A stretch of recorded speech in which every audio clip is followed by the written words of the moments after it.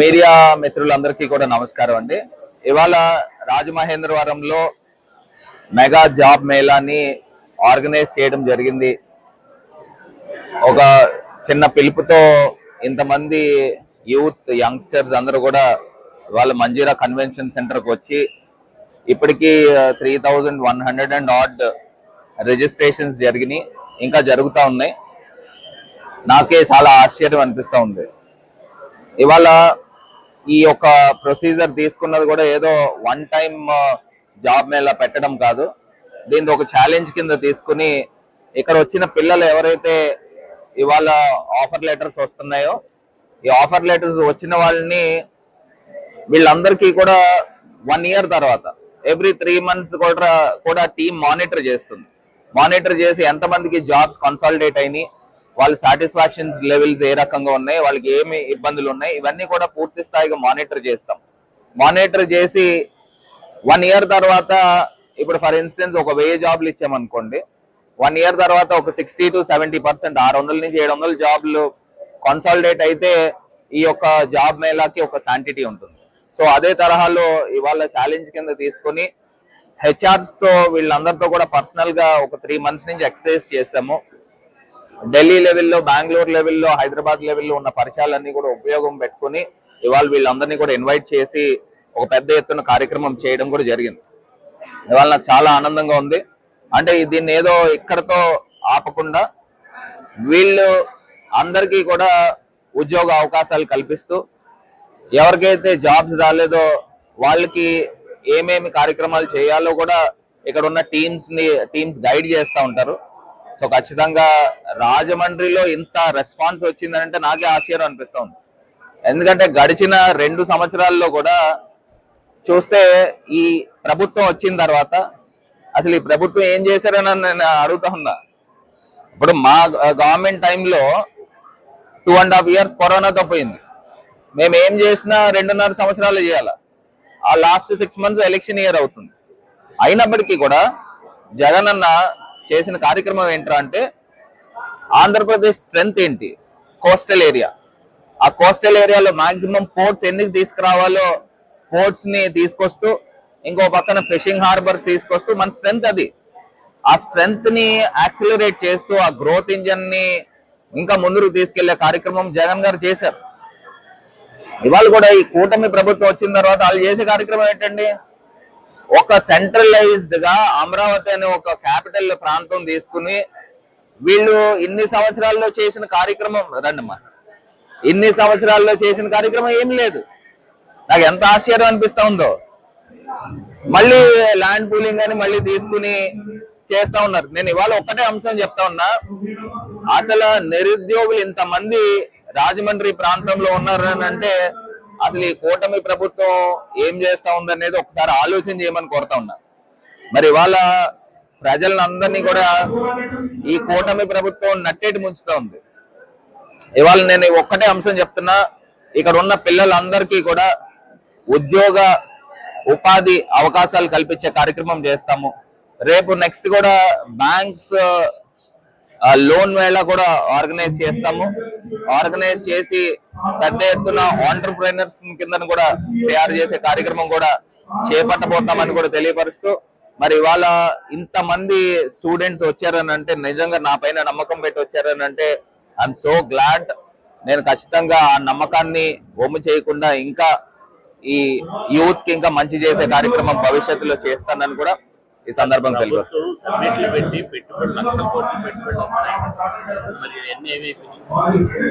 అదే చెప్తున్నానండి. ఇప్పుడు అదేంటంటే పేరుకి సమ్మిట్లు, పేరుకి లక్షల కోట్లు, పేర్లకి ఉద్యోగాలు కల్పిస్తామని చెప్పడము, ఇవేమి కూడా ఆచరణలో ఏమి కనబడట్లేదు. నేను ఇవాళ ఒక్కటే అంశం చెప్తున్నా, ఒక finest of fine example. Chandrababu Naidu గారు ఆయన దావోస్ సమిట్కి వెళ్ళారండి. ఆయనతో పాటు తెలంగాణ వెళ్ళారు, మహారాష్ట్ర వెళ్ళారు, లేకపోతే మిగతా రాష్ట్రాల వాళ్ళు వెళ్ళారు. మహారాష్ట్ర వచ్చి నాకు తెలిసి 15 లక్షల కోట్ల రూపాయలు వాళ్ళు ఎంఓయూలు చేసుకున్నారు. తెలంగాణ 1,78,000 కోట్లు ఎంతో ఎంఓయూలు చేసుకున్నారు. ఆంధ్రప్రదేశ్ టీం అంతా వెళ్ళి వారం రోజులు అక్కడ టెస్ట్ వేసి కూర్చుంటే తెచ్చింది ఏంటంటే గుడ్డు సున్నా. అది ఈయన తాలూకా ఉన్న చరిష్మా. అంటే నేను ఒకటే అంటే ఇవాళ రాజకీయాలు మాట్లాడదలుచుకోలేదు, కానీ వాస్తవాలు ప్రజల ముందు తెలియపరుస్తూ ఉన్నాం. ఇవాళ ఇంతమంది రాజమండ్రిలో యూత్ వచ్చారని అంటే గవర్నమెంట్ యొక్క ఫెయిల్యూర్ ఏ స్థాయిలో కనబడుతుంది అనేది ఒక చిన్న ఉదాహరణ. నేను జస్ట్ ఒక చిన్న అడ్వర్టైజ్మెంట్ చేసుకుని నా ఫేస్బుక్ లో ప్రమోట్ చేసి ప్రెస్ మీట్ పెట్టి ఇలా జాబ్ మేళా పెడుతున్నామని ఒక 1 వీక్ నుంచి చేస్తే ఇంతమంది వచ్చారని అంటే ఇది షియర్ గవర్నమెంట్ ఫెయిల్యూర్.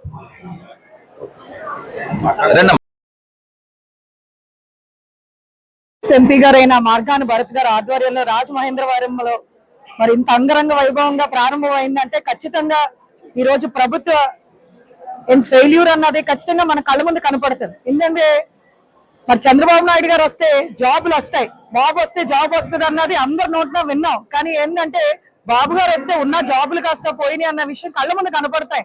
మరి ప్రతి ఒక్క సచివాలయంలో ఎంతో మంది వాలంటీర్లు మరి 5,000 రూపాయలకు కూడా ఫ్రీగా చేయడానికి వచ్చిన వాలంటీర్స్ కూడా ఈ రోజున మరి వాళ్ళని జాబ్స్ లోంచి తీసేసి మరి గవర్నమెంట్ వస్తే ఖచ్చితంగా వాళ్ళని రెగ్యులరైజ్ చేస్తానని ఇచ్చిన మాట ఇక్కడికి వచ్చి చూస్తే అందరూ వాలంటీర్సే. మేడం మేడం మేడం అని ఎంత బాధ అనిపిస్తుంది అంటే ఈ రోజున జాబ్స్ లేకుండా వాళ్ళేమో రోడ్లు పడిపోయారు.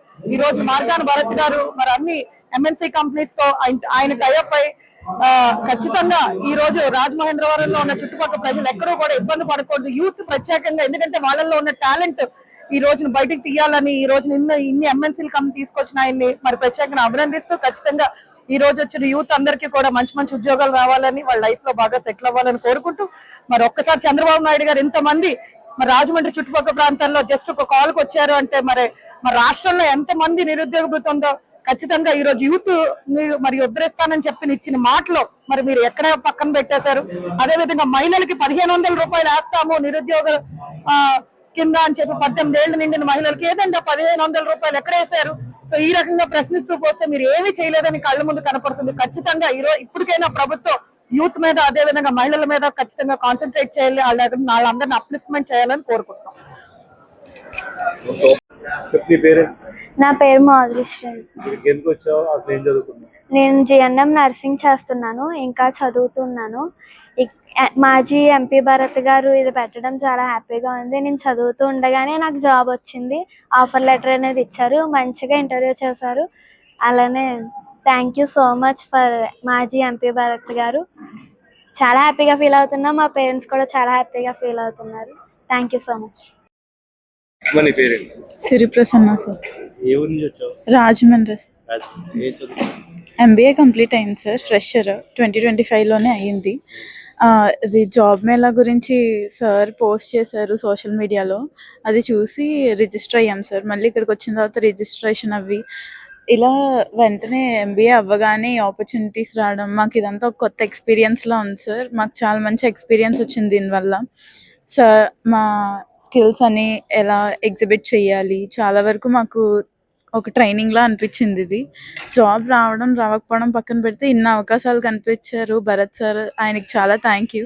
చాలా గ్రేట్ఫుల్గా ఉండాలి. ఆయన ఎక్స్ఎంపీ పొజిషన్లో ఉండే మాకు ఇంత చేశారంటే ఆయన మళ్ళీ లీడర్షిప్లోకి వస్తే మాకు ఇంకెంత వెల్ఫేర్ ఉంటుందో చూడాలనుకుంటున్నాము.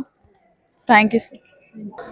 రాష్ట్రంలో కానీ జిల్లాలో కానీ రాజమండ్రిలో కానీ ఎక్కడైనా సరే నిరుద్యోగం ఏ విధంగా శివతాండవం చేస్తుంది అనే దానికి ఉదాహరణ ఈ రాజమండ్రి మంజీరా కన్వెన్షన్లో ఈరోజు మాజీ పార్లమెంట్ సభ్యుడు మార్గాని భరత్రామ్ ఏర్పాటు చేసిన ఈ మెగా జాబ్ మేళాలో స్పష్టంగా కనిపిస్తుంది. ఎందుకంటే వేలాదిగా నిరుద్యోగులు ఈ జాబ్ మేళాలో పాల్గొనడం జరిగింది.